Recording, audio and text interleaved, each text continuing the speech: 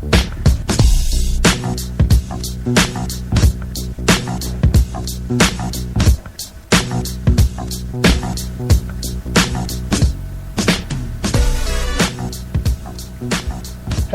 welcome into this early Sunday morning edition of Real Deal Sports Talk.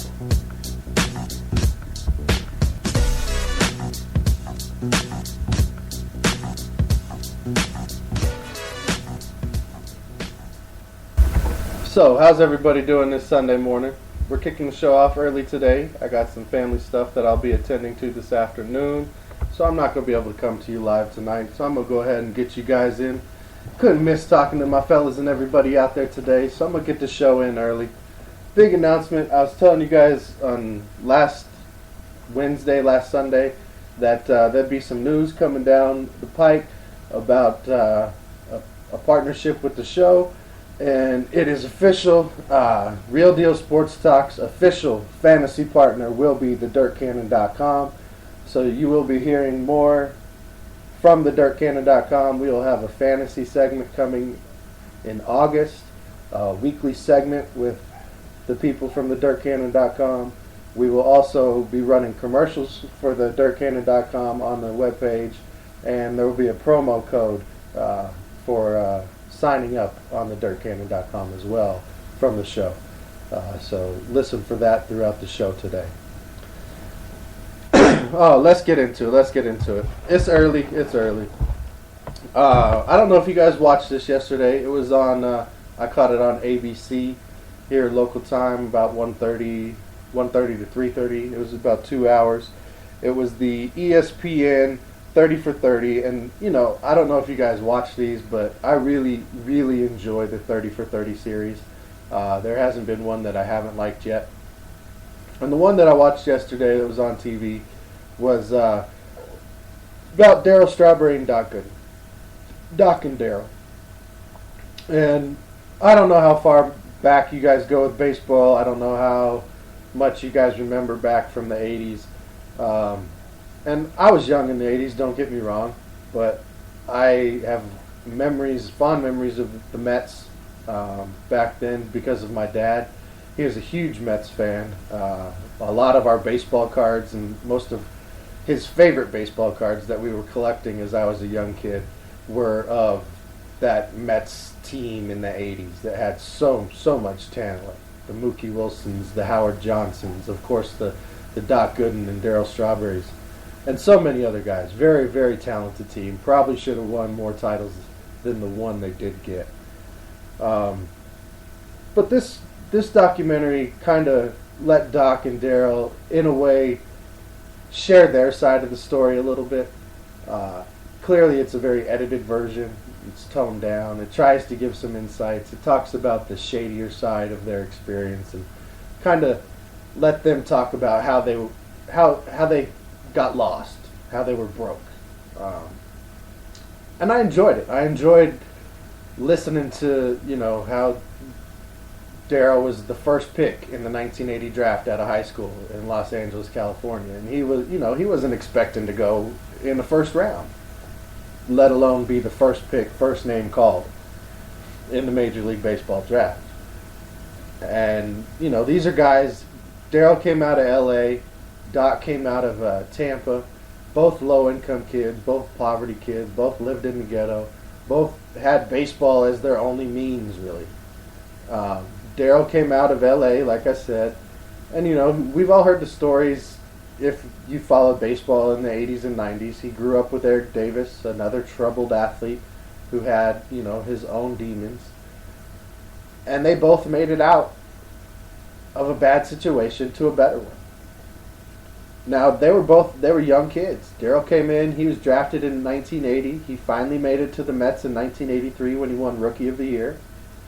And throughout that season, you saw the talent. You saw how all of a sudden this guy could be a dominant hitter. He was a string bean, but the ball jumped off his bat. He had a smooth swing. It was just natural.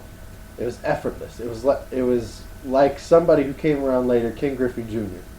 Now, I can't really go back too much before those guys, before the 80s, and tell you guys, oh, look, this player had this kind of swing, and it's like that guy. I got to compare it to what I know and keep it real.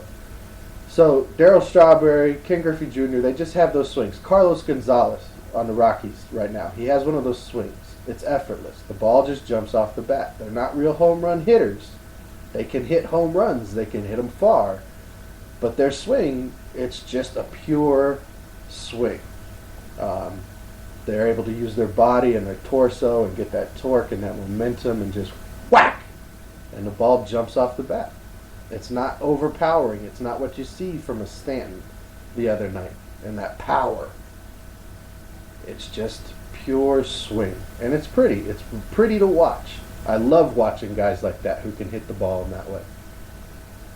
And, you know, Darryl Strawberry is one of those guys. And he was a young guy. He didn't have the support system around him that a young guy coming from California to the big city of New York at that time, or even today, would have needed to have that much money and that much stardom and that much fame and that many people pulling and prodding and trying to get something from him. It's really not hard to understand how both of these individuals were able to go down the wrong path. Now, in '84, Doc Gooden came in, and he won Rookie of the Year. Back-to-back Rookie of the Year seasons for New York Met players. And Doc was dominant. He was a 19-year-old rookie who was just striking cats out, lining them up, knocking them down. Went into the All-Star game, lined them up, knocked them down. It was signs of things to come. This team was finally going to turn around. They're not going to be the perennial loser that the Mets have always been. Sure, there was the '69 Mets, woohoo, they did their thing, they won the title. But after that, what happened? Nothing. They were average at best. They traded away Seaver in the late '70s, I believe, and then they hit the skids. So, all of a sudden, the city, everybody has this thing going. They're so happy. They're so happy. We got these dominant players. They're young. We see greatness, you know. But then the demons started creeping in. That nightlife. In the documentary, they were talked about it, and they said, you know, hey, we live the nightlife. We play night games. So what do we do after the game? We went out to, you know, party, to relax, to have fun, to drink the beers. They got introduced to coke. They got introduced to crack, methamphetamines. Both of them grew up drinking beer and smoking pot in high school. They talked about that. They talked about their cycles and how they would go, okay, early in my career, I made sure I didn't drink or smoke within 2 days of the start, if you were Doc Good. And Darryl would make sure that he cut off at a certain time during the night. And then how that changed to all of a sudden, I'm not cutting off, or that 2 days became 1 day, or that 2 days became a couple hours before. And how the demons started taking over, and the depression, and the anxiety, and the wanting to perform the best and not let people down because of where they came from. And it was very interesting to see all the different factors. Because, I mean, you hear the news stories. You hear, oh, so-and-so got banned. I mean, they were both banned during the '95 season. They came back to play for the Yankees in '96. Both of them did. And were they the same players at that point? No, obviously they were much different players. It was good to see them get another chance. And to this day, every day they wake up, they have to fight those demons. They have to make a conscious effort. Darryl Strawberry right now, he's running clinics for people. He's heavily involved in his church to help him out with his wife. His kids are back in his life more so. Now Doc, he looked a little rough in the documentary. They didn't talk so much about what Doc's doing now and what he's got involved in. But you know, these are two guys that I can remember watching and being like, yeah, I love the Mets. These guys are great. I remember wanting their baseball cards too, not just my dad's influence. And to have back-to-back Rookie of the Years, to have this kind of talent on one team, to finally get over that hurdle in '86, and they reached the pinnacle, and they won the World Series.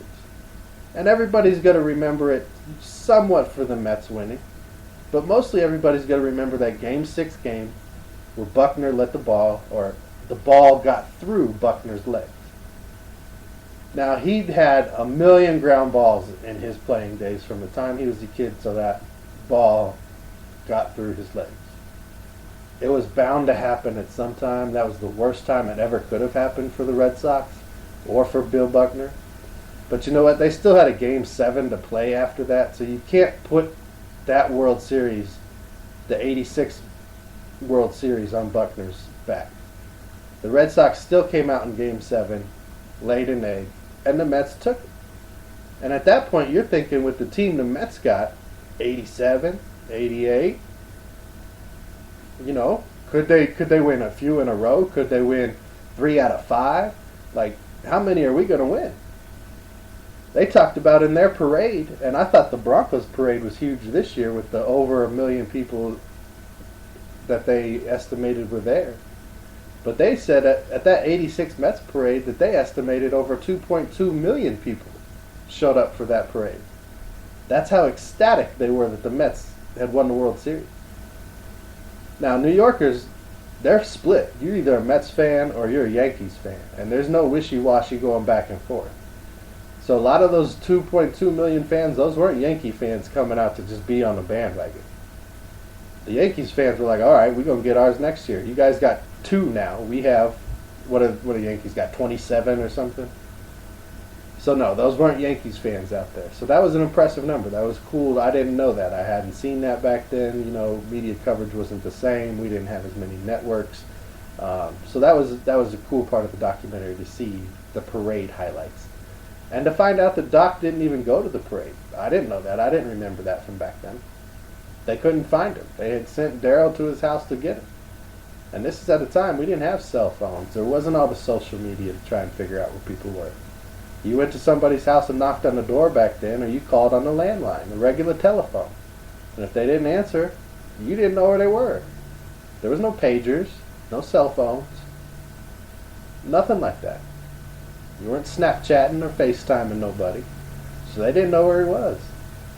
And it turns out, he was fighting some demons.